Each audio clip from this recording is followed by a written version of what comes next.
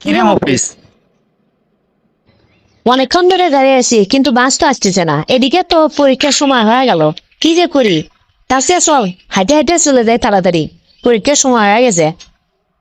চল তাহলে হাঁটে হাঁটে যাই। কেন টুম্পা, তা পরীক্ষার পরিস্থিতি নিছু কিরকম আজকে? তুই তো জানিস আমি কিরকম ছাত্র, আমি লেখাপড়ায় তেমন মনোযোগ দিই না। আর বিশেষ করে আমি তো নকল না করলে আর তুই যদি আমাকে না দেখাস তাহলে তো পরীক্ষা পাশই করবে পাবো না। কি যে কোষ রে, তুই ইনকা খেরে পরীক্ষার আগে ভালো করে ভালো ভালো করে লেখাপড়া করবো তা না, খালি টোটো কোম্পানি ম্যানেজারের মতো করিস। তা আমি যদি তোকে না দেখে তাহলে বলে পরীক্ষা দিয়ে পাবো না। আচ্ছা, আমার যদি তোর সাথে না বসায়, অন্য অন্য এক জায়গায় আমার যদি সিট দেয়, তাহলে তুই কেমনে লিখবো? দূর, পরেরটা পরে দেখা যাবে। তোর কাছে যদি আমার সিট না হয়, আমাকে যদি অন্য আলাদা এক জায়গায় বসায়, তা সে আর এক পদ্ধতি তো আছি। আমার পকেটের মধ্যে সব জায়গাতে প্যান্টের চিপায় চাপায় যত যে জায়গা আছে সব জায়গাতে নকল নিয়ে ভরে ফেলে দিছি। তোর কাছে যদি সিট না হয় তাহলে খালি নকল করবো আর লিখবো। এ মফিস, এভাবে যদি নকল করিস তাহলে যদি এসিলেন দেখে তাহলে তো তো ফেল করে দিবি। স্পেল করে দিলে আর কি করা যাবে, কপালে যা আছে তাই হবি। চল চল বাদ দে, সময় নাই। পরীক্ষার খাতা মনে হয় দেওয়া শুরু করছে। তাড়াতাড়ি চল, হলের মধ্যে ঢুকে যা খাতা নিয়ে পরীক্ষা দেই। কি যে করি, মেট্রিক পরীক্ষা বলে এত কঠিন কঠিন প্রশ্ন দেয়। শালাগেরে আনা দয়া ধর্ম বলতে কোনো কিছুই নেই। আমি এমনি লেখাপড়া করিনি, এত কঠিন কঠিন প্রশ্নের উত্তর লিখবো কেমনে? হে মফিস, তুই একলা একলা বিড়বিড় করে কি করছু? পরীক্ষার খাতাত লেখা বাদ দিয়ে খালি বিড়বিড় করতেছু। তাড়াতাড়ি লেখ, না লেখলে কিন্তু আবার তুই পরীক্ষায় পাশ করে পাবো না। তাড়াতাড়ি লেখ। কি লেখবো রো সই, আমার তো কোনো কিছু মনে হচ্ছে না। এগুলা প্রশ্ন একটা উত্তর তো আমি লিখতে পাবো না। তুই এক কাম কর, তুই তাড়াতাড়ি চালু চালু লেখ, আমি তোর দেখে দেখে আনা তাড়াতাড়ি লেখি। কি যে করি, শালা আমার কপালটাই খারাপ।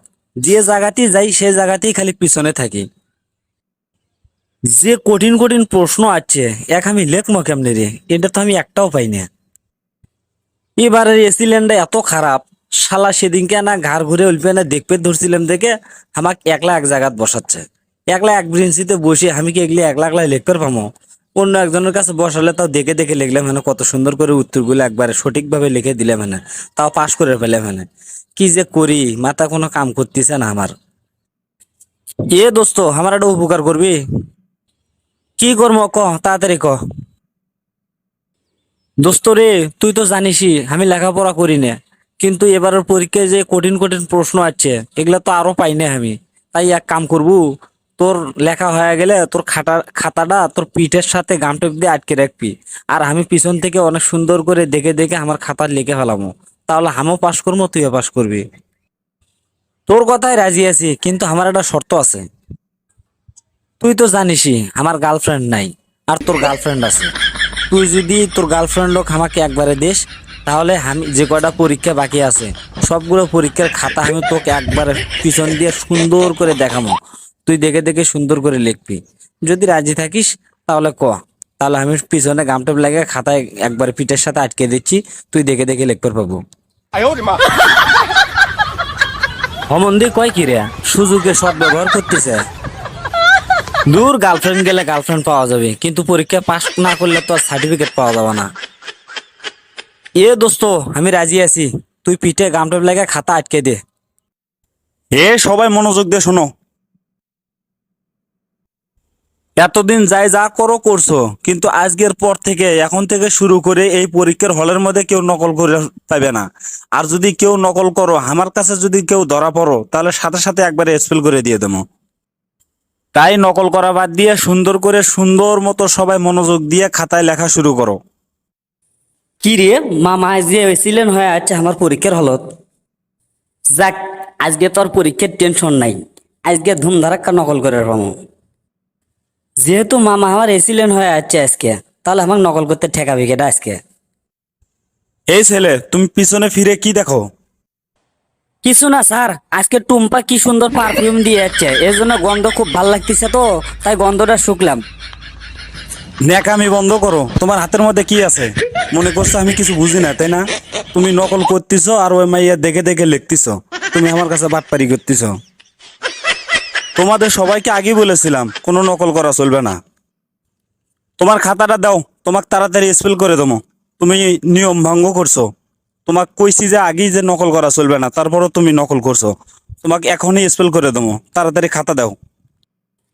মামা আমি কিন্তু তোমার ভাগ্নে হই, তুমি আমাকে স্পেল করবে বাবা। তাছাড়া তুমি যদি আমাকে স্পেল করে দাও তাহলে তো আমার জীবনটাই নষ্ট হয়ে যাবে। তাছাড়া তুমি মামা হয়া ভাগ্নের এত বড় একটা ক্ষতি করবে স্পেল করে, এই কাজটা করলে কি তোমার বিবেকে বাঁধবে না? না, আমার বিবেকে বাঁধবে না।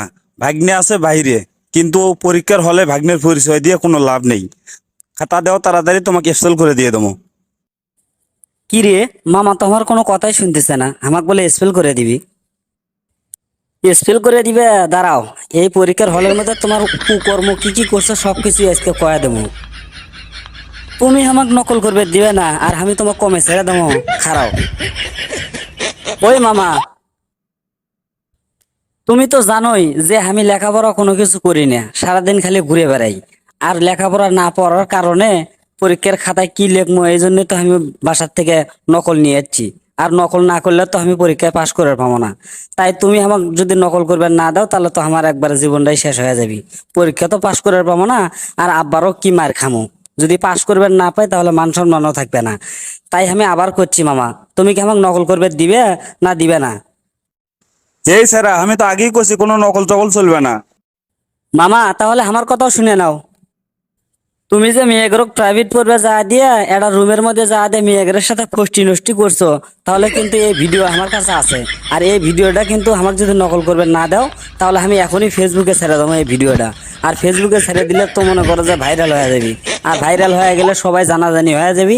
তখন যদি বিষয়টা সবাই জানে, আপনার চাকরিও থাকবে না, আর মান সম্মান কোনো কিছুই থাকবে না। তাই এখনো সময় আছে, ভালো করে ভেবে চিন্তে সিদ্ধান্ত নাও, তুমি আমাকে নকল করবে দিবে কি দিবে না। যদি দেও তো ভালো, আর যদি না দেও তাহলে আরো ভালো। খাইছে রে, ভাগ্নে যদি এখন নকল করবেন না দে তাহলে তো এই ভিডিওটা ফেসবুকে ছেড়ে দিবি, আর তো ফেসবুকে ছাড়লে তো মান সম্মান কোনো কিছুই থাকবে না। তার সে এক কাম করি, আমি এই জায়গার থেকে সরে যাই, ওরা নকল করবি না কি করবি করুক। ভাগ্নে, তুই ভিডিওটা ফেসবুকে ছাড়িস না, ঠিক আছে? আর তোরা এখন থেকে নকল করবো না কি করবো আমি কোনো কিছুই কমো না।